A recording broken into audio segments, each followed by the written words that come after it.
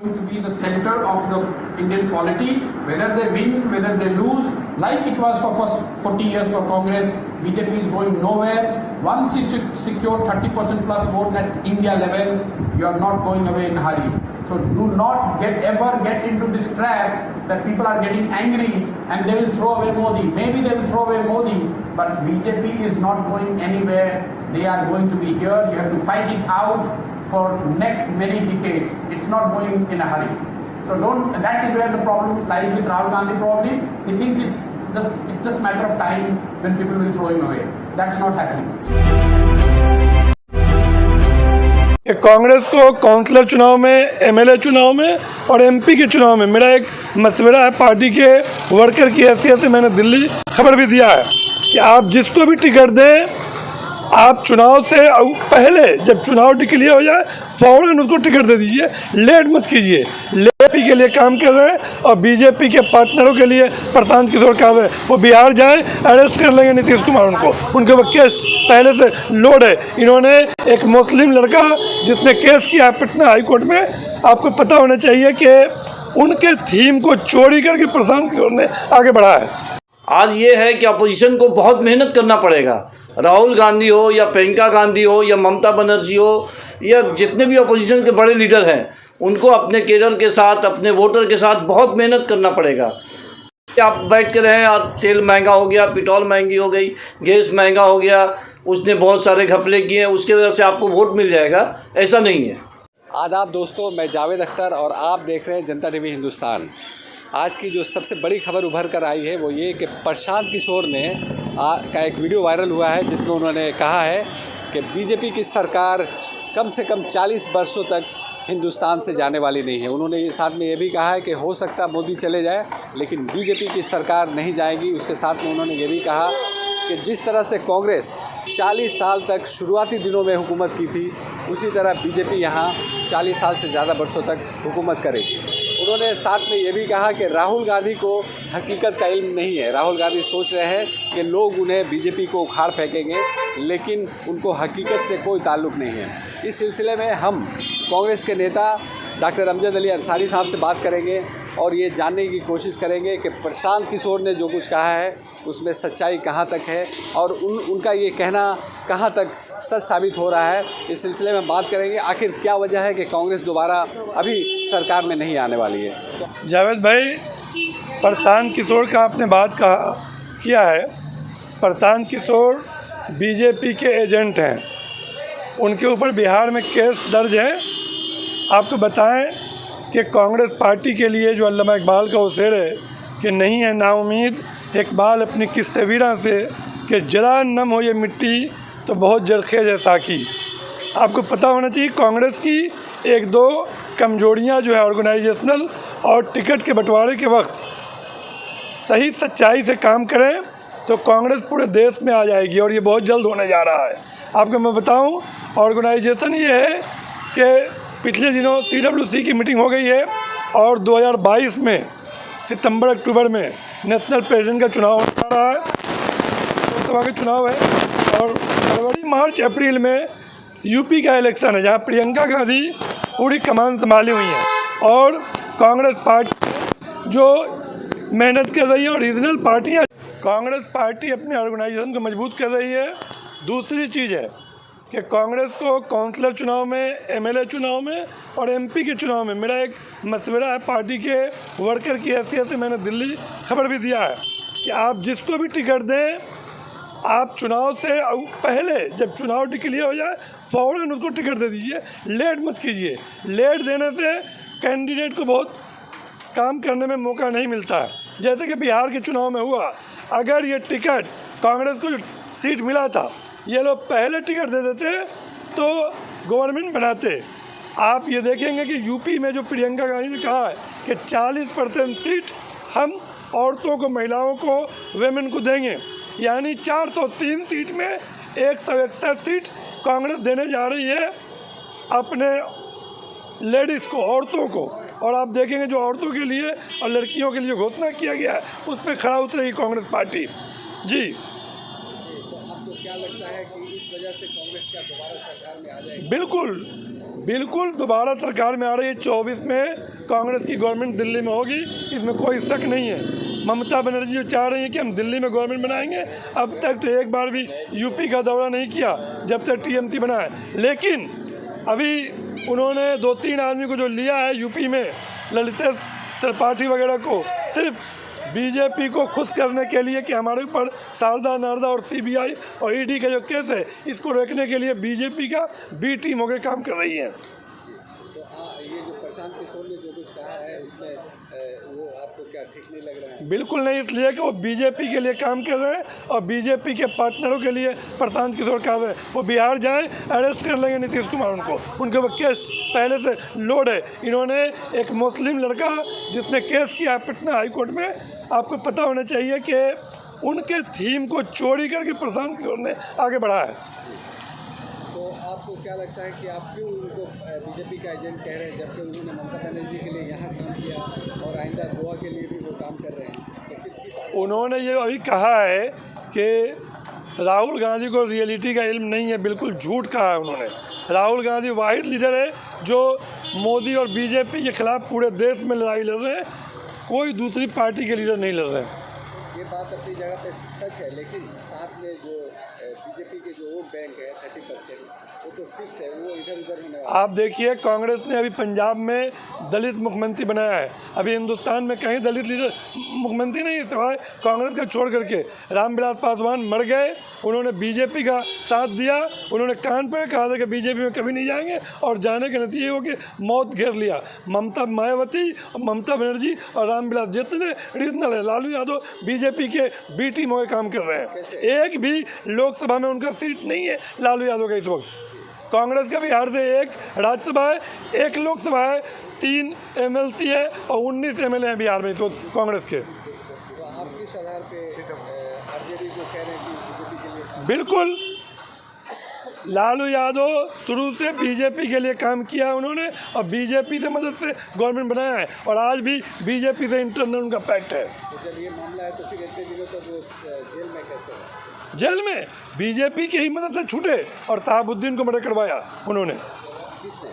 लालू यादव और बीजेपी ने। तो लालू जेल में थे तो कैसे? लालू यादव निकले हैं 30 अप्रैल को और 1 मई को तहाबुद्दीन का अचानक मौत का खबर आता है। साबुद्दीन तो उनके लिए काम कर रहे थे लेकिन लालू यादव उनके लिए काम नहीं किया।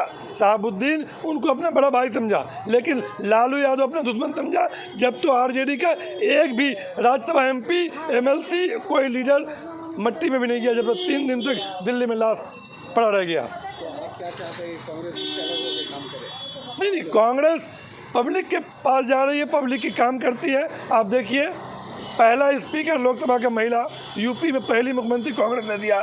सब तो कांग्रेस का किया हुआ 70 सालों तक। लेकिन ये लोग क्या करते हैं, ये लोग बीजेपी का खुश करने के लिए आरएसएस जनसंघ के लोग जो मोहन भागवत कहेंगे वही रीजनल पार्टी करेगी, वही बीजेपी करेगी।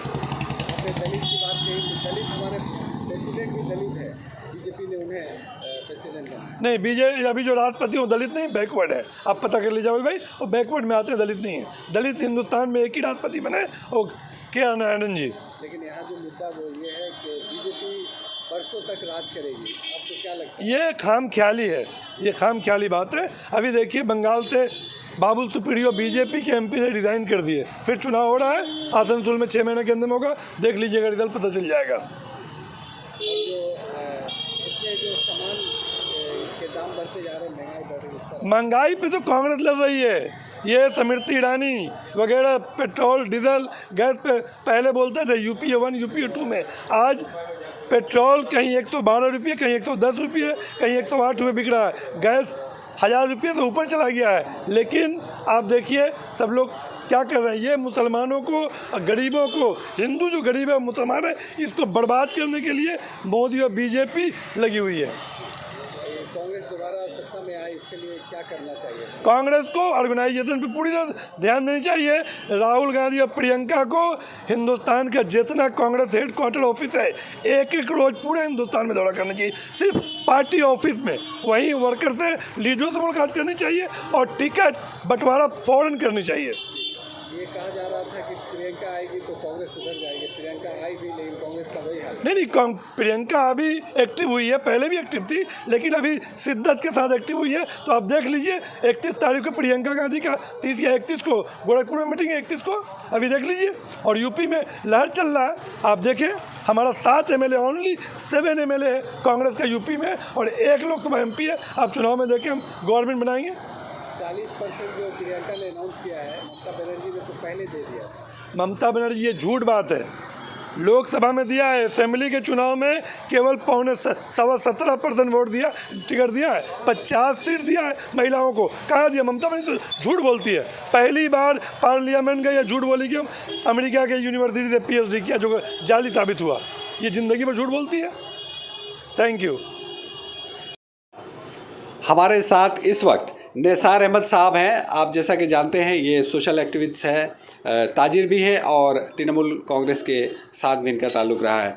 आज जैसा कि एक बड़ी खबर उभर के आई है, प्रशांत किशोर ने कहा है कि बीजेपी यहाँ से जाने वाली नहीं है, उनको उखाड़ने के लिए 10 बरस लग सकते हैं। दूसरी तरफ उन्होंने ये भी कहा कि कांग्रेस के राहुल गांधी जो सोचते हैं कि सरकार उलट जाएगी तो उनका ये सोच गलत है।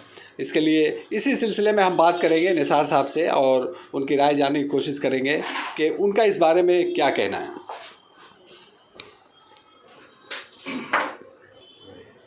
जावेद भाई, आपका जो सवाल है, आप जो बोल रहे हैं कि प्रशांत किशोर का जो स्टेटमेंट आज आया है उसको आप नेगेटिव में मत लीजिए, वो पॉजिटिव में लीजिए। उसका वजह क्या है? वो अपोजिशन को ये कहना चाह रहा है कि अपोजिशन वो ट्रेंड को ना समझे जो आज से 20 साल पहले हिंदुस्तान में हुआ करता था कि जो रनिंग गवर्नमेंट हुआ करती थी उसका जो खामियां होते थे उसके अपोजिशन पार्टी को बिना मेहनत किए हुए वोट मिल जाता था। आज का जो दौर है वो ये दौर नहीं है। आज ये है कि अपोजिशन को बहुत मेहनत करना पड़ेगा। राहुल गांधी हो या प्रियंका गांधी हो या ममता बनर्जी हो या जितने भी अपोजिशन के बड़े लीडर हैं, उनको अपने केडर के साथ, अपने वोटर के साथ बहुत मेहनत करना पड़ेगा। वो ये बोलना चाह रहे हैं और उनका मकसद ये है, ये ना कि आप बैठ के रहें और तेल महंगा हो गया, पेट्रोल महंगी हो गई, गैस महंगा हो गया, उसने बहुत सारे घपले किए, उसके वजह से आपको वोट मिल जाएगा। ऐसा नहीं है। ये आपका इंटरप्रिटेशन है, लेकिन प्रशांत किशोर ने साथ में ये भी कहा है कि जिस तरह से शुरुआती दिनों में यानी हिंदुस्तान आज़ाद होने के बाद 40 वर्षों तक जिस तरह से कांग्रेस ने हुकूमत की है, लोग आंख बंद करके कांग्रेस को वोट देते रहे हैं चाहे जो भी हालत हो, वही पोजीशन आज बीजेपी के साथ है। लोग बीजेपी के साथ जुड़े हुए हैं और उनको 30% जो उनका मेजर वोट बैंक है वो उनके साथ है, वो कहीं जाने वाला नहीं। इसी आधार पर बीजेपी की सरकार रहेगी। मोदी रहे या ना रहे, लेकिन बीजेपी की सरकार रहेगी। बिल्कुल जावेद साहब, बिल्कुल सही कहा आपने और ये उनका कहना बिल्कुल सही है। जो बीजेपी का कोर वोटर है 25 से 30%, वो कुछ भी हो जाए वो उनको वोट मिलेगा। जैसे दूसरे पार्टियां हैं उनको भी मिलती है, कांग्रेस है या TMC है या लालू यादव की पार्टी है या अखिलेश यादव की पार्टी है, तो जिनका जो कोर वोटर होते हैं वो तो होते हैं, लेकिन जो बीच का वोटर है, जो कभी बीजेपी को देती है, कभी कांग्रेस को देती है, कभी RJD को देती है, कभी TMC को देती है, ये वोटर को वापस लेने के लिए जो है 20 से 30% का जो वोटर है उसको आपको अपने पास लाने के लिए, अपोजिशन को अपने पक्ष में लाने के लिए अभी से मेहनत करने की ज़रूरत है। लेकिन ये जो इलाकाई पार्टियां हैं, तृणमूल जैसे जिस तरह से छोटी छोटी पार्टियां हैं स्टेट वाइड, इससे भी क्या आपको लगता है कांग्रेस को नुकसान पहुंचा है? 100% नुकसान पहुंचता है। आपको तो पता ही है, आप देख ही रहे, बंगाल में, बिहार में, यूपी में कई जगह नुकसान हुआ है। पहले लोग ऐसा करते थे कि असेंबली का चुनाव हुआ तो वहाँ लोकल पार्टी को देते थे, लेकिन जब MP का चुनाव होता था तो वहाँ कांग्रेस को देते थे। इस ट्रेंड में चेंज आ गया है। अब लोग असेंबली में भी लोकल पार्टी को देते हैं और MP में भी देते हैं। तो इससे लोग क्या समझ में फ़र्क आया? इससे हालांकि लोकल पार्टी जो इलाकाई पार्टी उनको कोई फ़ायदा नहीं पहुंचता है, फिर भी लोग वोट देते हैं। तो लोगों के समझ में फ़र्क आया है या और कोई वजह है? समझ में तो आया है जावेद भाई, लेकिन बात यह है कि जो अपोजिशन है, जैसे कांग्रेस को पूरे इंडिया में एक तरह से मेहनत करना पड़ेगा। जैसे प्रियंका गांधी यूपी में बैठी हुई हैं, उसी तरह से बड़े बड़े लीडरों को बंगाल में किसी को आके बैठना पड़ेगा, बिहार में किसी को जाकर बैठना पड़ेगा और अभी से 24 की तैयारी करनी पड़ेगी, तब वो जो वोटर है वो आपके पक्ष में आ सकते हैं। तो प्रशांत किशोर ने जो इतना बड़ा दावा कर दिया है कि बीजेपी की सरकार जाने, आखिर वो किस आधार पे किया है? क्या हिंदू राष्ट्र की तरफ देश जा रहा है इसलिए, या लोगों में हिंदू मुस्लिम का एक मामला आ गया इस वजह से? नहीं, ये तो उनका तो ये आरएसएस का तो ये फार्मूला ही रहा है। वो हमेशा से जो उन्होंने आज 30-40-50 साल से होमवर्क करके धीरे धीरे करके उन लोगों में जो अपने नफरत फैलाया है वो तो 30% है। अब जो 70% है उसको आपको अपने पक्ष में लेना है, तो उसके लिए आपको मेहनत करना पड़ेगा। लोगों को समझ में आना चाहिए कि मेरा जो अपोजिशन लीडर है वो उसके मुकाबले में बेहतर है। तो आपके हिसाब से कांग्रेस को क्या करना चाहिए? कांग्रेस को ज़मीन पे आना चाहिए पूरा हिंदुस्तान में, जैसे प्रियंका गांधी यूपी में है उसी तरह से पूरा हिंदुस्तान में उनको उतरना पड़ेगा। बहुत शुक्रिया निसार साहब हमारे साथ बातचीत करने के लिए। बहुत बहुत शुक्रिया।